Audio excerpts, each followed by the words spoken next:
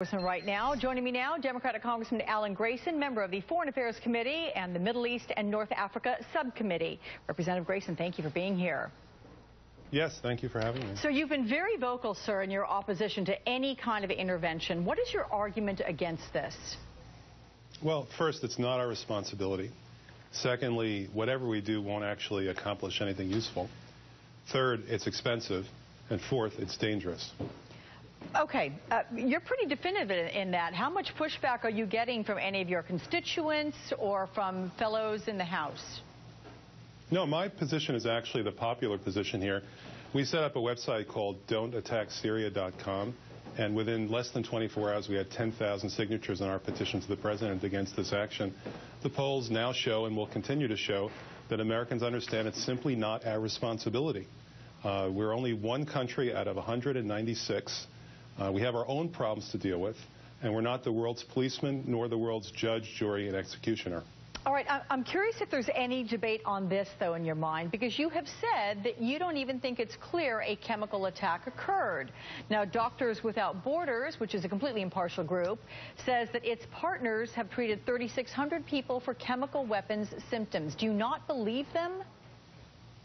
No, you're misquoting me and quoting me out of context. I said that several days ago before that evidence came in. Okay, so where do you stand on it now? Oh, now I think there's substantial evidence that there was a chemical attack. Okay. Do you question from where it came? It doesn't change my mind about anything that I said, though. I still think it's not our responsibility. It's expensive and it's dangerous, and our attack won't do any good. I've yet to hear anybody explain to me why our attacking Syria will take away their ability to commit such an attack in the future. It's just meant to basically... Do you question, sir, the give us the President sense we're doing something useful. Do you question, sir, the President saying that this is a threat to our national security, the use of chemical weapons in Syria? Absolutely. We haven't been attacked at all. Not a single American has been attacked during the course of this entire civil war. And I think Americans understand that. Let's tend to our own garden. Okay. What about our allies, neighbors there in the region? What about Jordan, Turkey, Israel? They haven't been attacked. They haven't been attacked either. What if they were to be attacked? Would that make an entirely different scenario? That would be an entirely different story. Turkey is a member of NATO. We have collective responsibilities with Turkey. If Turkey were attacked by Syria, then we'd have to act under our NATO treaty. Would you feel... That's not this situation. Would you feel better if the UN weapons inspectors come back with a report confirming, as anticipated, the use of chemical weapons in the region, and were able to point, even though this isn't their mandate, but if others were able to find proof to point to President Assad's regime as being those who launched that chemical attack, would that change your mind at all? No. What would change my mind is somebody explaining to me what the heck this has to do with us. Well, the President spoke directly to you and your colleagues yesterday. Let's take a listen to this. My question for every member of Congress and every member of the global community. What message will we send if a dictator can gas hundreds of children to death in plain sight and pay no price?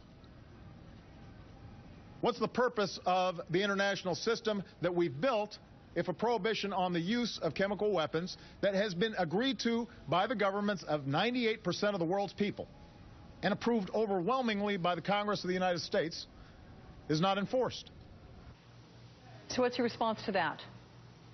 Well, first of all, not a single other country feels that way. Just a few days ago, we had the British Parliament debate. France does, I believe.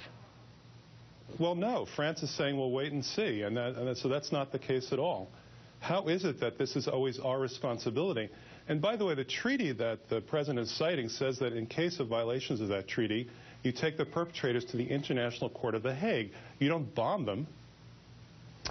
Okay. Are you going to be on that conference call, sir, at 2 o'clock, or get yourself up to Capitol Hill for that meeting that is taking place today with lawmakers and the White House? No, there is no conference call at 2 o'clock with general membership. And I've arranged for a separate briefing on Wednesday next week. Okay. Representative Alex Grayson, thank you for your time. You're welcome. Now, headlines at the half for all of you. Legendary